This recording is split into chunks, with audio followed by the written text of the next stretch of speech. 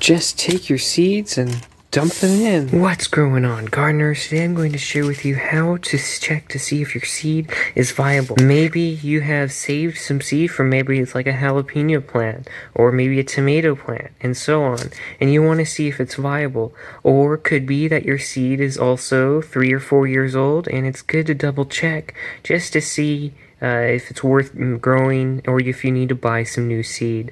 So what you do is just take any sort of plastic bag and any sort of either paper towel or napkin, and then all I'm gonna do is simply pour about, I would say, at least 6 to 8 seeds, as long as you have that many, and just trying to spread them about.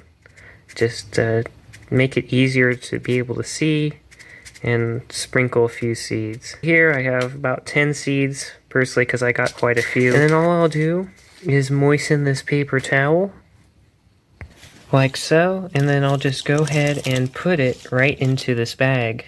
Just like this. And then if you are checking multiple seeds, I would go ahead and put a label on it, and then I would go ahead and I'm going to put this right on my heat mat up here. This is because jalapeno and pepper seeds need warm temperatures to be able to germinate, and this provides that. If you don't have a heat mat right now, go ahead and put these on like top of your refrigerator or something, just so that they're able to stay in a nice warm location. Even a sunny windowsill would work for something as simple as this. Then in approximately 7 days, go ahead and check back up on this.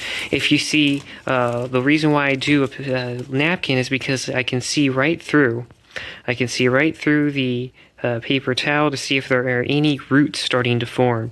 If there are, you know that it has been successful, and you want to aim for at least 50% germination. If you get at least 50%, then you know they're worth growing. Unless there's some sort of super rare seed anyway, then just go ahead and plant it, because, well, why not?